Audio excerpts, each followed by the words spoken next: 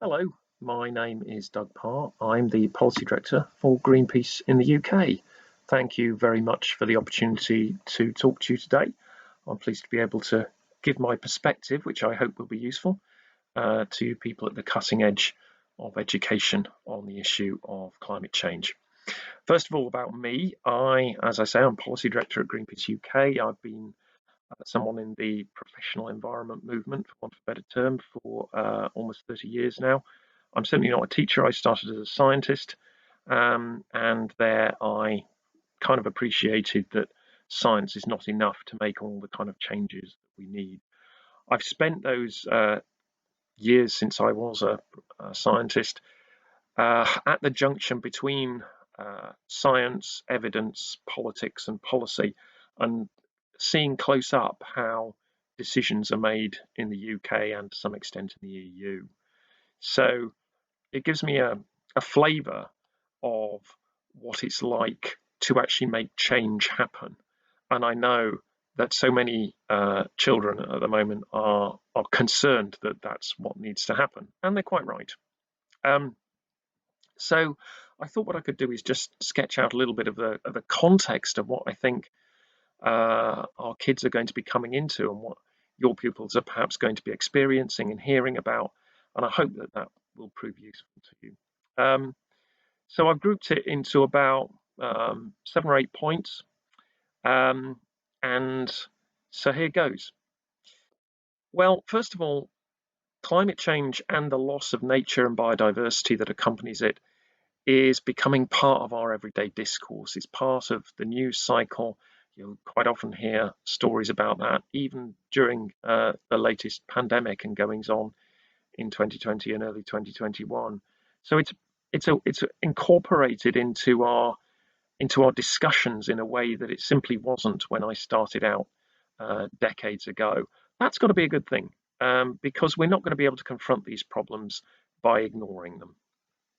However, what is worse than a couple of decades ago is that the problem of climate change and the problem of nature loss is bad, and it's getting worse. There are even papers around suggesting that the target that has been set internationally on climate change, the Paris target of trying to get as close as possible to 1.5 degrees centigrade rise above pre-industrial levels, has already been effectively lost because there's so much carbon dioxide and other greenhouse gases in the atmosphere. Now, that's not the central mainstream view, but it just shows how close we are to the point at which even the inadequate targets of 1.5 degrees centigrade rise already could be past our ability to keep the globe within those targets. Not a widespread view, as I say, but it just shows how serious the situation is. And you can say similar things about the rate of loss of biodiversity too. The third thing to say is that the UK has now got a target of net zero greenhouse gas emissions by 2050. That's not as strong a target as it could be, but it's better than many. And it's going to be hard to solve, to squeeze out all those carbon dioxide emissions and greenhouse gas emissions from our economy and from the way we use the land. So I've painted quite a bleak picture there, but what I can say is that it's not all bad, and that my fourth point would be that hopelessness is the enemy. There are things we can do. We can make changes. We know how to make changes, and we should go forward and do them. Obviously, solutions are out there, and the UK has made cuts in its own carbon dioxide emissions. They've been quite substantial. It's about 42% to last year, and so 42% on 1990 levels. So that's a decent tangible cut in terms of our footprint on the atmosphere. However, most of those changes have been done in the easier sectors, and we're now at the point of moving away from those, in particularly the electricity sector, into things that are much closer to people's lives. So things like housing, things like transport, these are things that you can't just do quietly and hope nobody will notice with just maybe a little bit on the electricity bill. These are things that are going to affect people's daily existence. And that's why, at this point, we need a consensus on action in a way that we perhaps haven't quite needed in the greenhouse gas emissions reductions that we've managed up to now. So, fortunately, the sort of consensus that we need for those things like changes in transport, changes in people's houses, changes in buildings, there is growing support for it.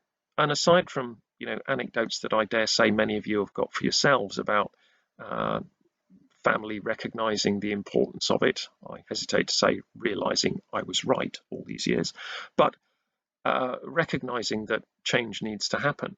Their substantial and polling over quite a number of years has shown a rise right across the country in terms of the appreciation that what we're doing to the planet and what we're doing to the climate needs to be addressed, and we need to do more than we're doing right now.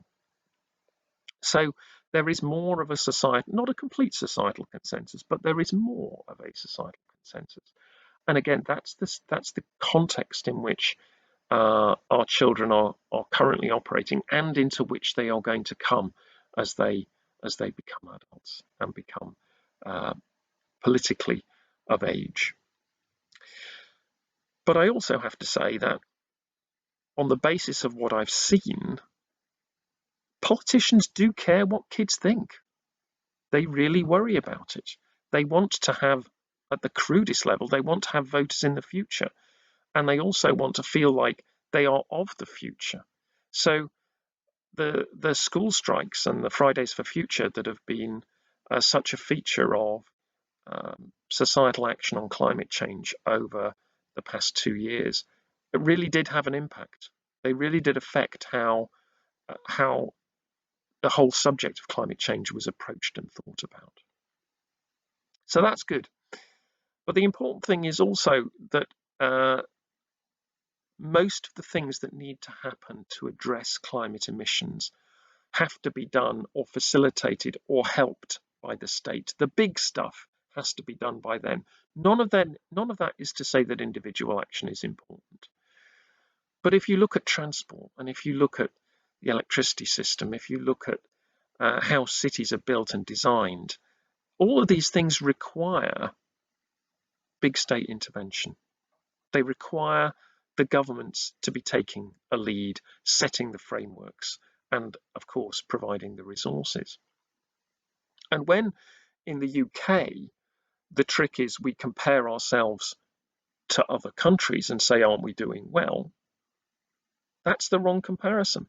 If you compare the UK to other countries, yeah, in some ways we are doing quite well. We've done some genuinely leading stuff on phasing out coal, introducing offshore wind. We've set a very ambitious date for the elimination of cars and vans with engines and their replacement by electric vehicles. So we have got some lead. We are doing some things and we're doing quite well. But the comparison isn't with other countries.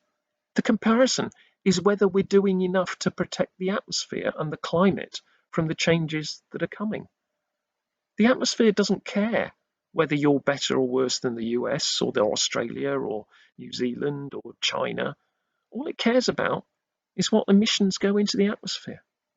So is the UK doing enough against the standard of what it needs to do to hit the sort of targets that we need to hit?